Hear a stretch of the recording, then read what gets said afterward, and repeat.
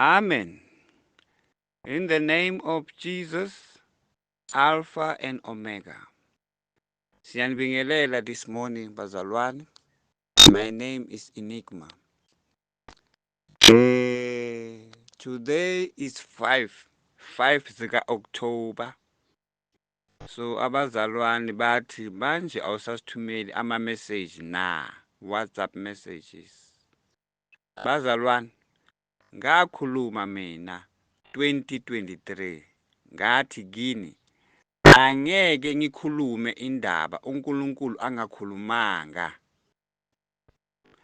Angeke ngihlale ngikhuluma mihla le ngoba ngizogcina sengikhuluma into zami. So uma kungana message ayikho bazalwane, you know ukuthi sengikhulumile kaningi, amaningi ama-message engiyakhulumile la on WhatsApp. Angithi bazalwane, nina abahamba nami, you know very well ukuthi ngikhuluma into eziningi from January or from last year. Iviki neviki silokhu sikhuluma. So uma umuntu athulile abazalwane bathi, "Hey ungasikhohlwa." No. Angishumayeli mina. Umuntu makashumayela uzavula iBhayibheli ashumayele every day. Mina ngiphanda ngisambulo ukulungisa wena naloya nami. Amen. Manje ke bazalwane, today is 5 zika-October. It is Saturday ekuseni.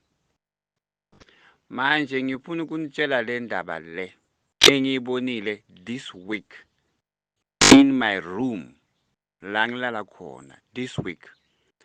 Bazalwane, ngihambile ngaya ePep Store ngelinye ilanga 2 weeks ago ngathenga ama-headset earphone ezingena ngasendlebeni so that ngizokhona ukulalela. Ngoba sometimes ngiyahamba estradini ngifuna ukulalela ama-message wabantu ukuthi bathini, so angeke ngihlale ngiphethe ifoni ngibeke la endlebeni ngilalela. So sometimes ngifuna ukuhamba free ngizandla zami. That's why nginama-headset ngifake ngaphakathi endlebeni kodwa ngiconnect efonini ngizolalela ama-message ngilokhu ngihamba estradini. So ngithenge lama-headset ePep Store and then ngawajabulela ama-headset la mancane angena ngasendlebeni anentambo yakhona engena efonini. So this Monday mangiphuma ngasendlini bekunala ngiyakhona ngithatha lama-headset la wami la ngiwabeka phezu kwesitulo then ngiyaphuma eminyango mina ngiyahamba. Angithi bengihlezi esitulweni, so ke ngiyashiye lapha esitulweni ngiyakhiya umnyango erumini ngiyahamba.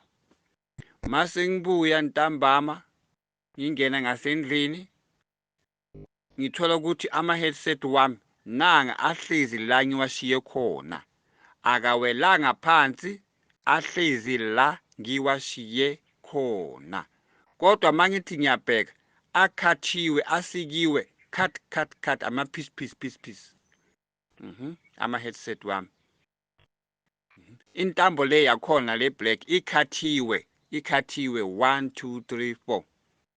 Mangithi ngibheka lama-headset izinto lezi ezingena ngaphakathi endlebeni azisekho, kodwa na intambo lehlezi phezu kwesitulo la ngishiye khona ikhathiwe ma-piece and akhathwanga igundwane, ikhathwe kahle ngento ekhathayo. Nezinto lezi izindlebe lezi ezingena ngasendlebeni ipika lezi azikho. Ningizwe kahle bazalwane, it was Monday, this week Monday.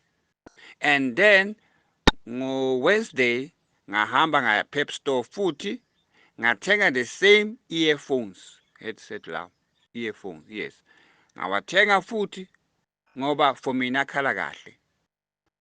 Ngiwathengile Wednesday ngawakhipha ngaseboxini, ibox ngalibeka le.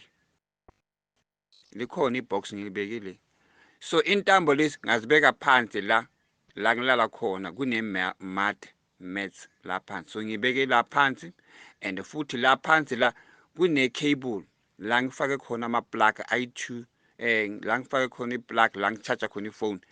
ama-charger ayi-2 anentambo zakhona ezichachayo nazi phansi. And then lama headset engiwathenge Wednesday amasha angeke wasebenzisi, ngiyabeke phansi la. Angithi ngolosine ebusuku mangilala, Thursday, not Thursday, the very same Wednesday ngiyathenge Wednesday, so Wednesday mangilala ebusuku ngiyabeke phansi la. Ekuseni ngolosine, Thursday, when I woke up ngihlezi ngilalela ama-WhatsApp wabantu ngalesiya sikhathi mangithi ngiyaguqa phansi ke ngabo 2:08 ekuseni, ngiyaguqa phansi ngiyathandaza, kunento engibonisa phansi la intambo le ama-headset la wami la ama-earphone angithi ngiwabeke la ebusuku. So mangithi ngiyabheka ngalesikhathi ngiguqile ngithi ngizothandaza, ngithola ukuthi lama headset la akhathiwe futhi, akhathiwe piece, and indlebe zakhona still nazo azikho izindlebe ezingena ngapha endlebeni, iipika lezi azikho bazalwane. Ngithenga intambo zikhathiwe Monday zishiwe lapho, and akunamuntu angenayo la, kukhiwe. Ngithengile Wednesday, Thursday ekuseni mangithi ngiyabheka zikhathiwe futhi ama-headset, indlebe zakhona azikho, iipika ezingena ngasendlebeni azikho. Ningizwe kahle bazalwane. So ke ngiyamangala kodwa angithuki because ilanga livelile manje ekuseni ngabo 8, angithuki kodwa ngimangele. Then ke ngaboniswa ukuthi the angel was here, ingilozi yilo elikhathe lama headset la, lathatha indlebe zakhona lihambile ngawo, ingilozi liyolahlela le.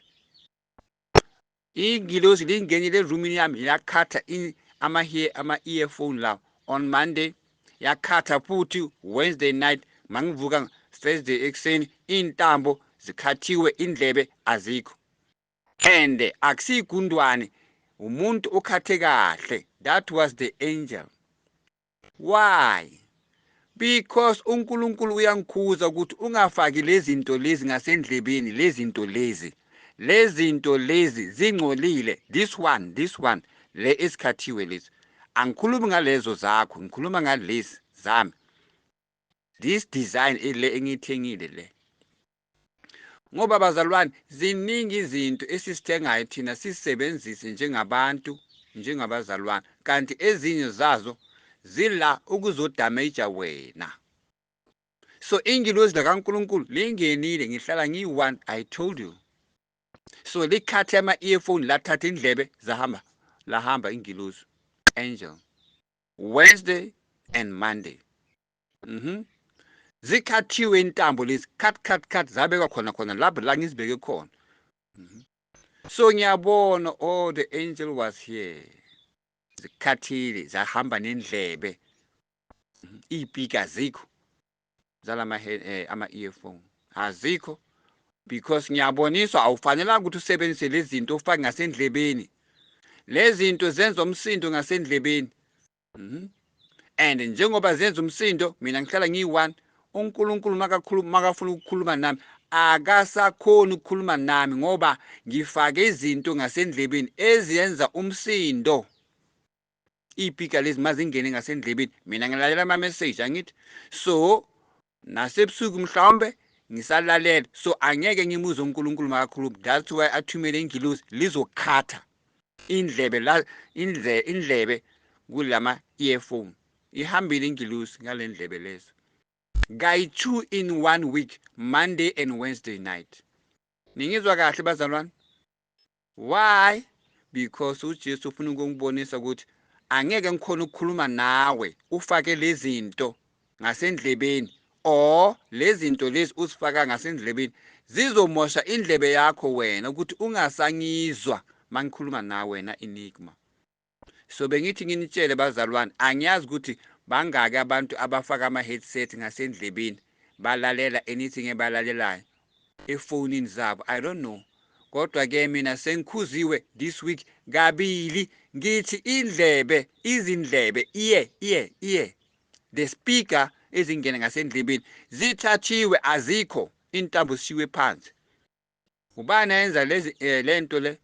It is the angel of the Lord, because the Lord is warning me. And manje mina this morning I am warning you. Ngama earphone angene ngasendlebeni. Uloku uhamba estradini, uphatha ifone, ulalele music, ufaka intambo la efonini, ufaka ngasendlebeni, ulalele into ezumsindo. Abantu bakumemeza ngasemuva awuzwa nix. So ke uzomuzwa kanjani uNkulunkulu? So ke ihambe kanjalo bazalwane. Amen, in the name of Jesus. So ke kunomama bazalwane uthe kimi, brother Enigma, awuke uchaze le ndaba le ye-tithe. Le ndaba le ye-tithe ibeke kahle. Ngoba kunabanye abantu abayitholayo kodwa abayitholi kahle. Bazalwane lalelani. Lapha kunamabandla wabazalwane. Sikhipha i-10% esontweni, tithing. We put it in the envelope, awubhali igama lakho uyimukisa esontweni. And if isonto lakho lincane, leyo mali le ekhishwayo ye-10% nomnikelo izosebenziswa umfundisi if umfundisi akasebenzi. If uyasebenza umfundisi, le mali leyo if ibandla lincane, uzayithatha umfundisi or anybody wasesontweni acollecta imali, uzayicollecta abhale phansi ayinikeze umfundisi or ayibeke ebhanki. I don't know ukuthi bazosebenza kanjani lapho kulelo bandla, kodwa le mali imali kaNkulunkulu iyosebenza esontweni likaNkulunkulu, isize ngaphakathi esontweni, futhi kuthengelwe abantu ukudla or impahla labo abanesidingo. And if umfundisi uyasebenza naye uyayikhipha i-tithe, kodwa i-tithe yakhe akayikhiphi ebandleni lapho ashumayela khona umfundisi, uyinikeza abanye abafundisi ngaphandle or uthengela abantu ukudla nempahla ngaphandle ngale mali le yakhe. And ayisebenzise yonke i-10% le ukuthengela abantu ukudla or impahla ngaphandle umfundisi if uyasebenza. And then if ibandla likhulu linabantu abaningi abanikela kakhulu, kuzaba nekomiti ecollecta le mali, bayibhale phansi. Umfundisi uzasayina ukuthi kungena imali eso, kodwa kunomuntu ayicollectayo. And then umfundisi uzaza ngama-plan. If huye umfundisi, if ikomiti, if umfundisi azoplana ukuthi kule mali le sizobhadala umfundisi ngale enye le siyayisebenzisa esontweni, siyasiza, siyenze intando kaNkulunkulu ebhalwe in the book of Malachi. Siyasiza abantu badle, abantu abanganacathulo bathengele icathulo nempahla kanjalo. But if ibandla lincane kahle, akuna committee ye-finance, izinto zonke zithathwa umfundisi uzabhala ebisi angathathi njengesandla ayoyenza into ayifunayo. Kuzabhalwa ezulwini, kufuna i-record, ngoba la sisebandleni kaNkulunkulu. Everything iyabhalwa, kune-record ezibhalwayo ukuthi uboshumayela ini, kuyabhalwa ezulwini. Namavesi lawa washumayelile ayabhalwa ezulwini, nemali enikelwe iyabhalwa ezulwini. All right, yes. So if umfundisi akasebenzi, uzasebenzisa le mali adle yena, aphile yena. Kodwa if imali iningi, angasibheki yena ayi-one umfundisi, akhumbule izwi likaNkulunkulu lithi abantu abalambile siyababona esontweni, then bayasizwa ngale mali, naye umfundisi aphile, nabantu esontweni abalambile baphile ngale mali le, umnikelo and 10%. Kodwa if imali incane and then abantu bancane, izasebenziswa umfundisi ayi-one if akasebenzi. Bazalwane, le mali ekhishwe esontweni ikhishwa abantwana bakaNkulunkulu, bayenza intando kaNkulunkulu, ngoba uNkulunkulu uthi lethani 10% kimi. All right, then ke kunabanye abafundisi bathi la sonta khona asamthembi umfundisi wethu, asafuna ukumnikeza 10% ngoba simthembi. Akalaleli umfundisi, akafuni isambulo, uyenze ma-skeleton and cut, ukhatha inwele zakhe umfundisi, ugqoka amabhotsothi umfundisi, uza esontweni afake iskipa umfundisi uyadlala esontweni. Nizombona nabazalwane, nina abanomoya, nina abanamehlo womoya, nizobona ukuthi manje umfundisi sekaphethe isitayile sakhe manje. Then ke anisamnikezi 10%, anisamnikezi 10%, aninikezi abantu abangasabi uNkulunkulu, anibanikeza imali i-10% zenu ngoba zifanele ukuthi sibhalwe lapha ezulwini. And if ninikeza umfundisi ongcolile imali yenu ye-10% ayibhalwa lapha ezulwini. And i-10% enikhiphe esontweni akusiyimali ezobhekana nomfundisi ayi-1 kanti yena uyasebenza. No, if umfundisi akasebenzi uyodla le mali le, and then mase kadlile agqokile agqokise nabanye abanganampahla esontweni. That is the will of the Lord nge-10%. I-10% iyarekhodwa ukuthi nasenzani. And then if you are not happy ukuthi ungabhadala i-10% yakho esontweni, inikeze inceku ezinye zikaNkulunkulu ngaphandle. The Lord will also bless you. I-record izabhalwa ezulwini ukuthi wena uyikhiphile i-10%. Amen bazalwane. Every knee shall bow. Amen.